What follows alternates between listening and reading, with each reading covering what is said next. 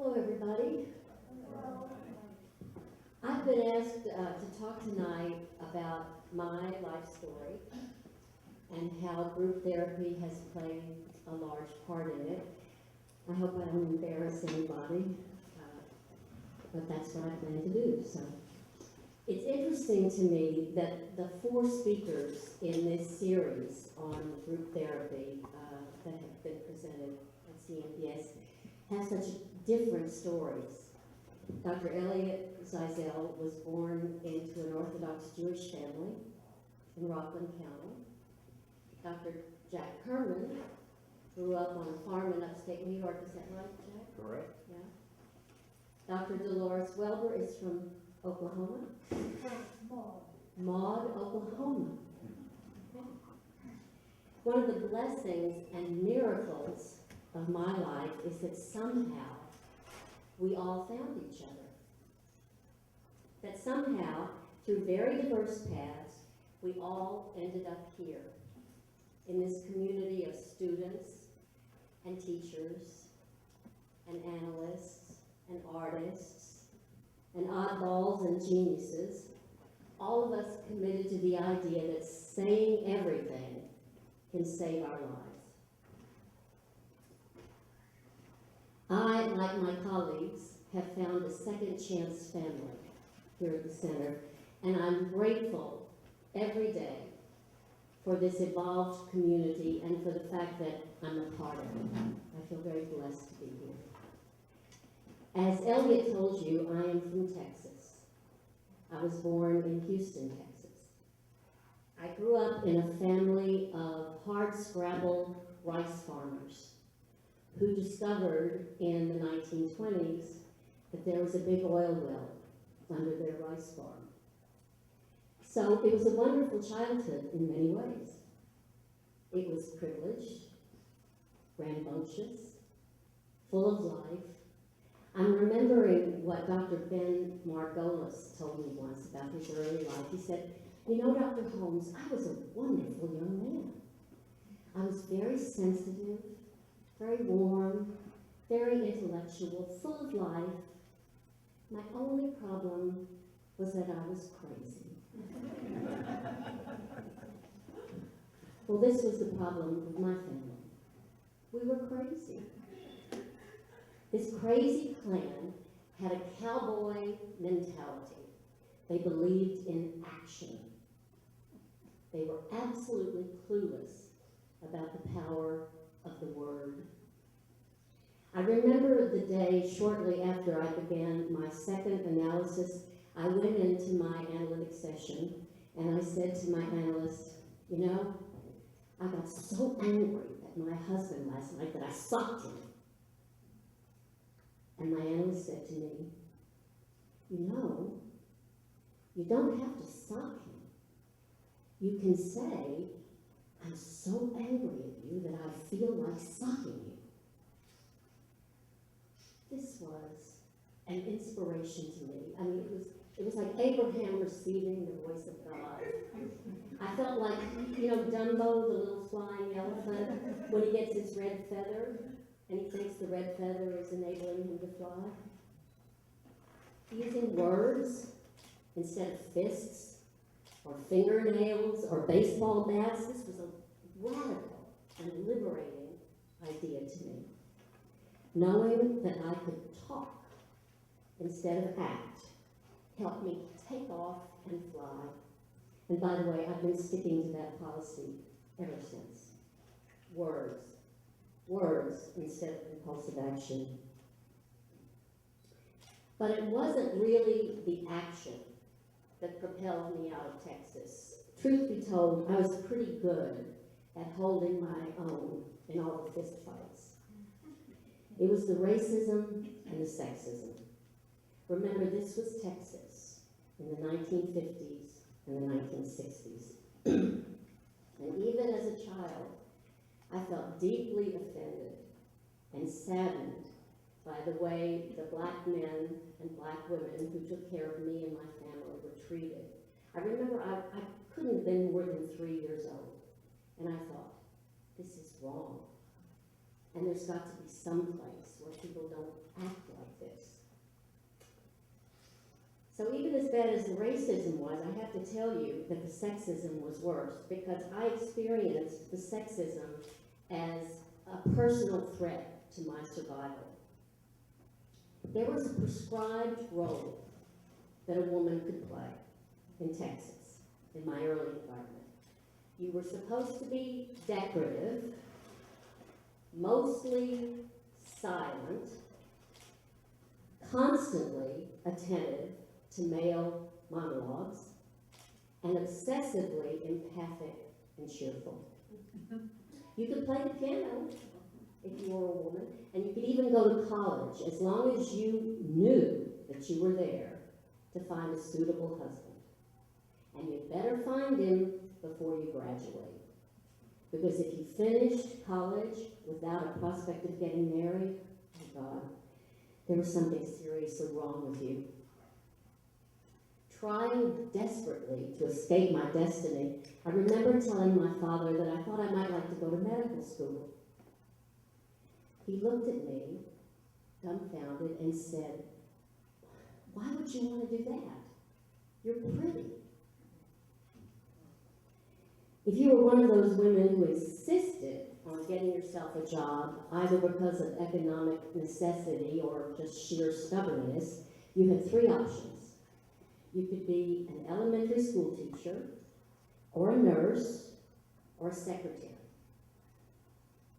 I really tried to take on the role of a proper Southern woman because I loved my father, and I knew that he loved me. But I was also watching what the role of a proper Southern woman was doing to my brilliant, unhappy mother. An idle bird in a golden cage, who more and more was turning to many glasses of sherry to get through the day.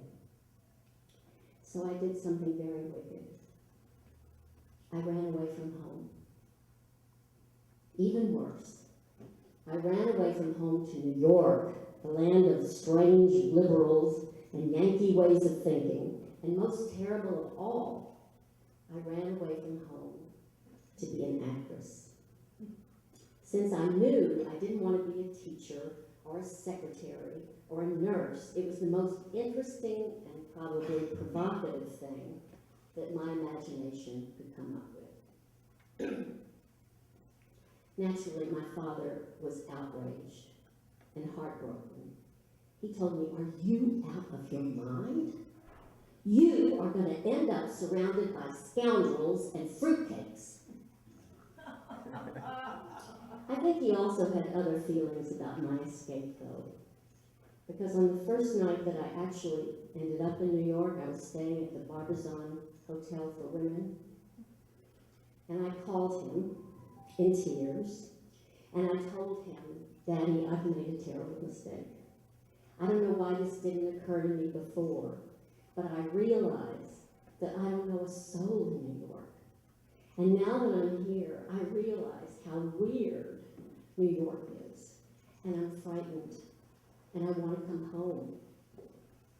And he said to me, "You're going to give up on that dream so easily." So I stayed. Well, you know what they say, wherever you go, there you are. I may have run away from home, but I brought all my problems with me. I did, indeed, find myself surrounded by scoundrels and fruitcakes. I seemed to attract them like moths to a flame.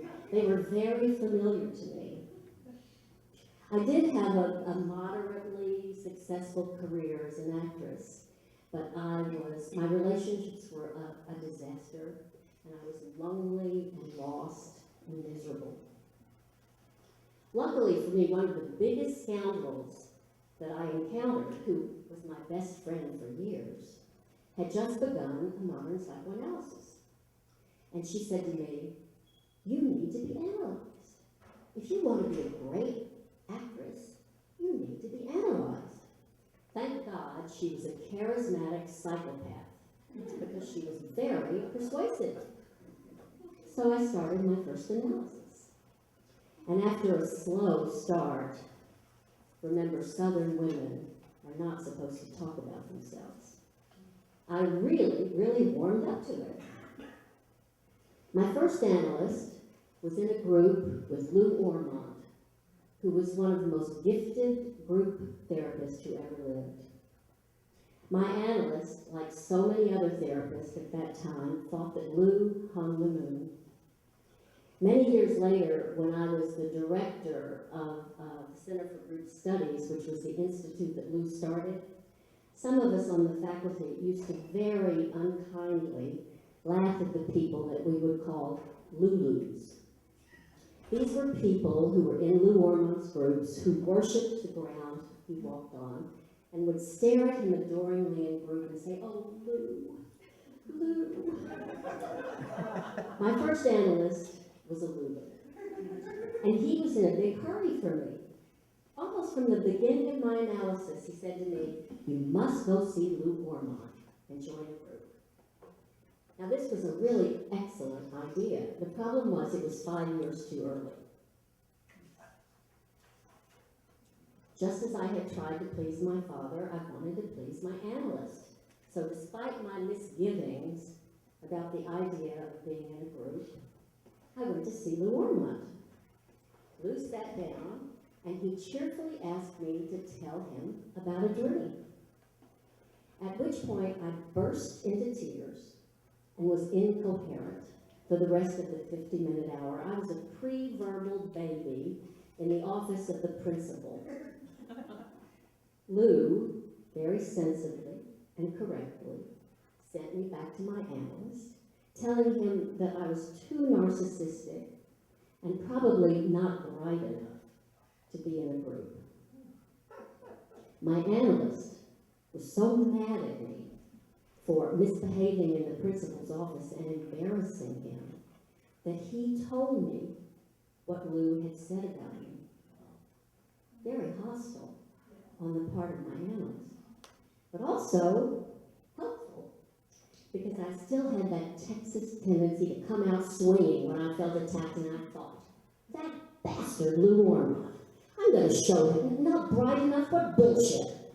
I'll be back there and I'll show him a thing or two.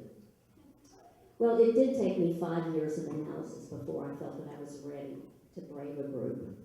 But I did go back, and I managed to demonstrate to Lou that I had the intellect and the maturity to be worthy of one of his groups. And this brings me to a point that I want to make about individual analysis and group psychotherapy. I do not think that an individual analysis and group therapy provide the same service. I know there are many group therapists who completely disagree with me. I think Lou was a group therapist who would disagree with me. They believe that group therapy can heal the same issues that a modern analysis does, and maybe even do it better because there are multiple people in the room working on the same problem, whereas a modern psychoanalysis involves only two. Dr. Phyllis Meadow agreed with me, though. We had a conversation once about individual psychoanalysis and group therapy, and she said, apples and oranges, apples and oranges. And I thought about it, and I said, I really think it's more like apples and apple pie. You have to be in an individual psychoanalysis to learn how to grow the apples. But once you've learned how to grow them, it's good to join a group to learn to make something delicious with them. Modern analysis is known for its work with pre-Oedipal patients.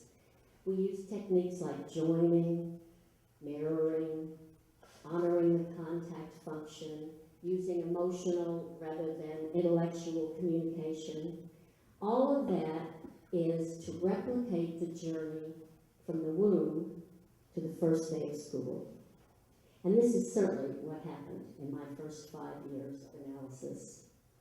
Spotnitz advocated a combination of individual and group psychotherapy, and he wrote that individual modern psychoanalysis focuses on the pre-verbal period, while group therapy works developmentally on the years from 3 to 6.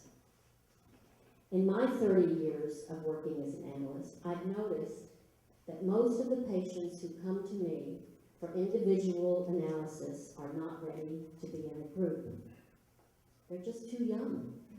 They need to spend time in a dyad before they're ready to go out and play in a group.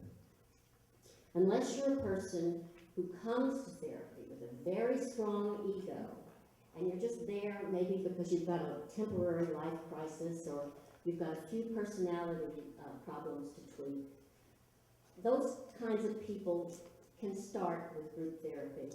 But most of us need a time in individual analysis before we're ready. Having said that, I also want to stress my conviction that a person who's done an individual analysis but never been in a group analysis is incomplete, developmentally speaking. And I do know people who've been with their individual analysts for 30 years, but they've never tried a group, and I think they've really missed a vital experience. When I went back to Lou 5 years later, I didn't cry. I talked. He grinned at me and he said, "Wow, you and Dr. B have done a fantastic job. You've become a person. I see that you really know and understand your own feelings. Now it's time to come into a group and work on knowing and understanding the feelings of others." So I began a group with Lou. Little did I know that I would be there for 35 years. My first analysis had enabled me to get married. Never mind that I married a gorgeous, intelligent scoundrel who also happened to be a little bit of a fruitcake. I got 2 amazing children out of that marriage, for which I will be forever grateful to their father. My new group and my second analyst helped me raise those children.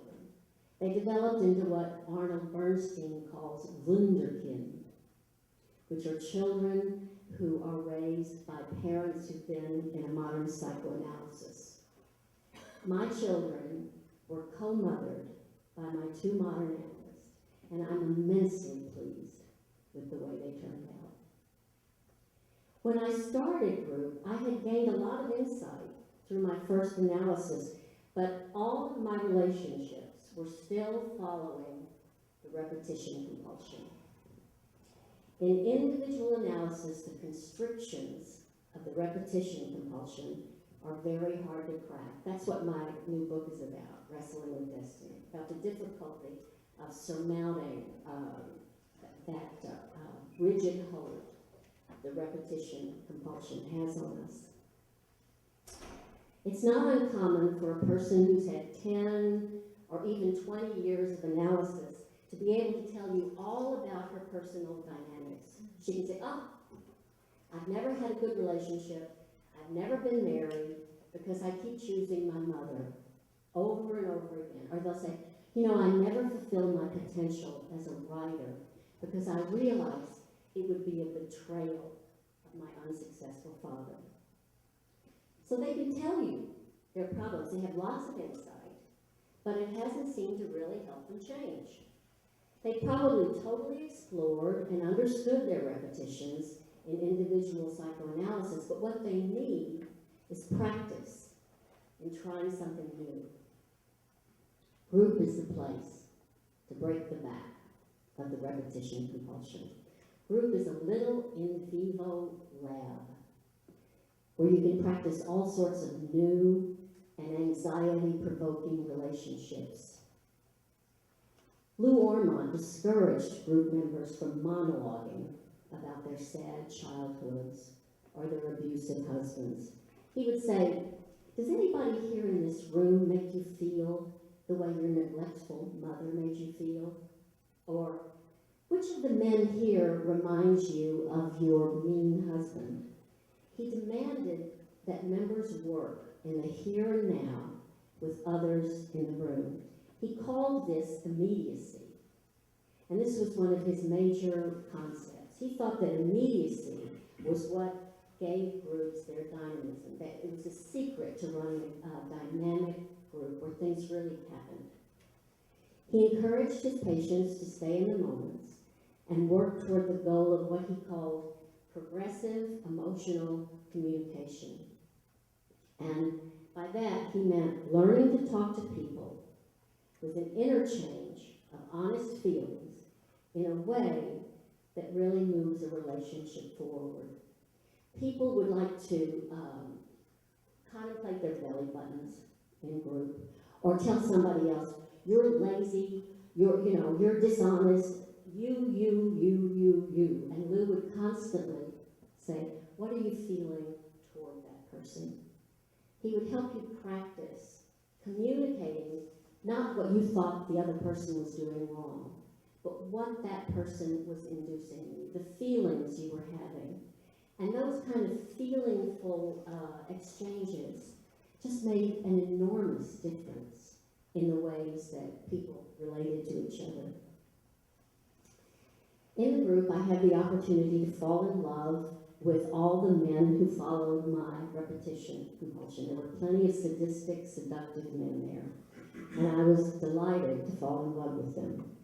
But this time, I had others watching and communicating to me about their impressions of what was going on. And I was raising my consciousness about what was actually happening. I also had the opportunity to meet some new kinds of people, some mensches. Does everybody know what a mensch is? Anybody who doesn't? I didn't know what a mensch was. What's a mensch? A mensch, first of all, I didn't know because I'd never encountered Yiddish till I came to New York, but I'd never really met a mensch in Texas either, so I was clueless about mensches. Mensches are, now somebody can correct me if I'm wrong, they're men who are just good souls. Women too? Is it there's no gender? Okay. Good souls. Some people say a person, right? So there were lots of mensches in Lou's groups, and initially they bored me to tears. I had no interest in them at all. I found them boring. But gradually, I was struck by their goodness and empathy and intuition and integrity, and they began to grow on me. And they became more interesting and then more exciting than the seductive sadists, which had always been my first choice. I was also able to explore my relationships with women and play with my rigid insistence to constantly be the big sister. I like to be the big sister with women because it made me feel like I was in control. And while I was doing it, I was always feeling guilty and trying to hide my talents and strengths. So in the group, I learned other ways to relate to women. One of the most important things I learned was that when a woman tells me that she's frightened of me, she's dangerous. Very important lesson. Miracle of miracles, I really did begin to become interested in other people's feelings. And the group helped me develop the skills to be genuinely empathic and intuitive. As that began to happen, the world went from black and white to technicolor. I realized that what Lou had told me once was true. He said to me, everybody, I said this on Saturday, but it bears repeating. He said to me, everybody who comes into group wants to be loved. But the real joy in life, the real pleasure, is learning to love other people. Why did I stay so long? The group became the nurturing family I had never experienced, a holding environment where I could bring every challenge that life threw at me and talk about it, till with the help of the collective genius that was that group, I could decide what I wanted to do and how I'd like to proceed. It was also beginning to dawn on me, very gradually, that it might be more interesting to be an analyst than to be an actress. Group was helping me think like an analyst as I worked with all kinds of scoundrels and fruitcakes and mensches and wise women in Lou's group. I very tentatively told Lou that I thought I might want to become an analyst. I think what I was afraid of is that he was going to tell me I wasn't bright enough to be an analyst. Instead, he jumped on the bandwagon. He encouraged me. He said, oh, you've got to go to social work school. And it was Lou who got me here. He sent me to CMPS, for which I'll be forever grateful to him. With the group's help, I was also able to muster the courage to end my very unhappy relationship with the father of my children. While I went through that very painful divorce, I used to complain in group that the only mensches in the world were the men in Lou's group. And Lou always told me, when you're ready, you will see good men everywhere. And he was right. When I really began to believe that I deserved loving kindness and steady, friendly companionship, I found a wonderful man in the world to marry, who suddenly seemed as familiar to me as all the mensches who had loved me and who I had learned to love in the group. Thank God I was only 49. I believe all patients, sooner or later, need to be in a group if they want to achieve their full potential. I also believe that all analysts should learn the technique of modern group analysis so that they can help their analysands move from the symbolic, loving, maternal arms of an individual psychoanalysis into the world of people and relationships that group can provide. All analysts know that the most crucial part of the training to become an analyst is to experience a personal psychoanalysis. And I believe the same is true of group psychotherapy. The best way to learn to be a group analyst is to participate in group as a member. I took lots of courses on group at CMPS and at the Center for Group Studies, but really the most important part of my education as a group therapist occurred in those 35 years with Lou.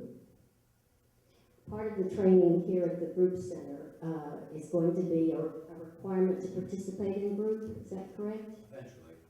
Yeah, I think we decided that you don't have to be in a group when you start this new training, but the goal is eventually to join a group and to run a group, is that correct? Yeah, okay. In any case, if you haven't tried group, I recommend it to you. It will teach you not only how to run groups, but more importantly, I believe it will open your eyes to the richness of the object world and hopefully provide you, as it did me, a second chance family. Thank you.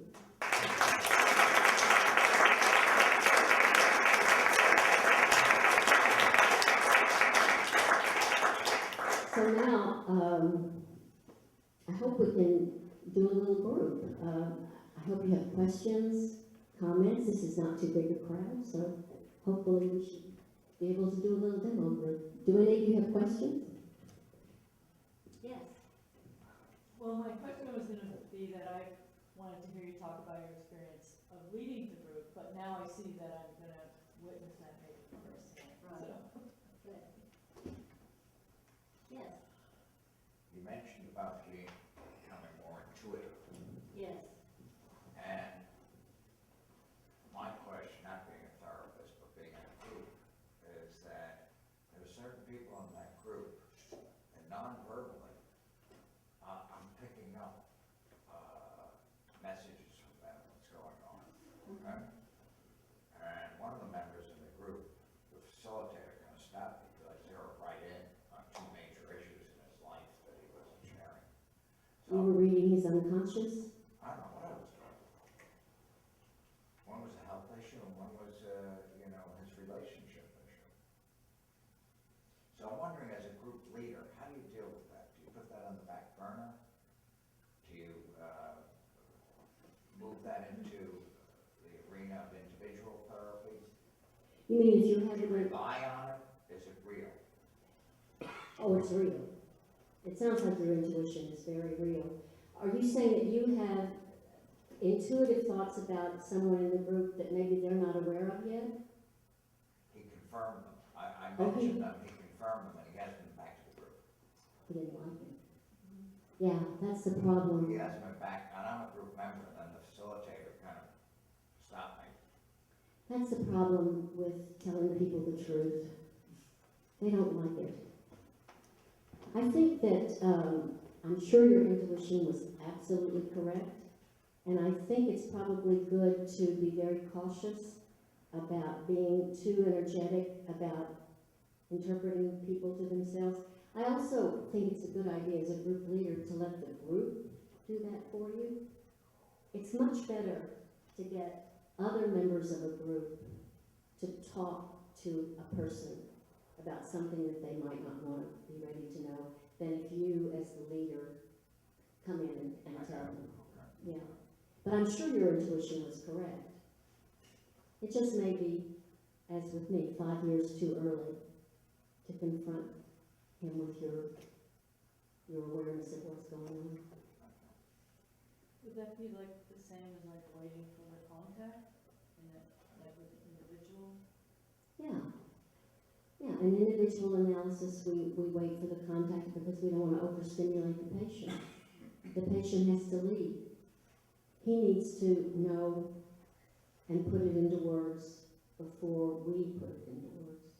Because there's a wonderful new article in the latest Journal of Modern Psychoanalysis by Mary Shepard, and she talks about how our brains have evolved to reject the unfamiliar. It's a survival mechanism. And that happens in analysis. If something is unconscious, it's unconscious for a very good reason, and if someone assaults that defense, the brain is in contact with something which is very unpleasurable and unfamiliar, and it must reject. So that's why we wait for the contact till the patient is beginning to know something. Yes? You had mentioned that when a woman tells you they're frightened of you, that they're dangerous. What's behind that? Good question. You know, for years, do you find me frightening, Mr. Hoover? No. Oh, good. I get that a lot in the group, particularly from women. Oh, Lucy, I'd talk to you, but you're so scary. And I would twist myself into knots, reassuring that person that I wasn't dangerous, I would never hurt them. And finally, I realized how aggressive that was. That they were really aggressing against me to tell me that I was scary. So I changed my tack. If a woman would say, oh, you're so scary, I just can't talk to you, I'd say, you know, you're absolutely right. You better be careful because I might eat you up. And it always made them furious. Rage would just pour out of them. So I realized they were projecting their own aggression into me. That's what I meant by that.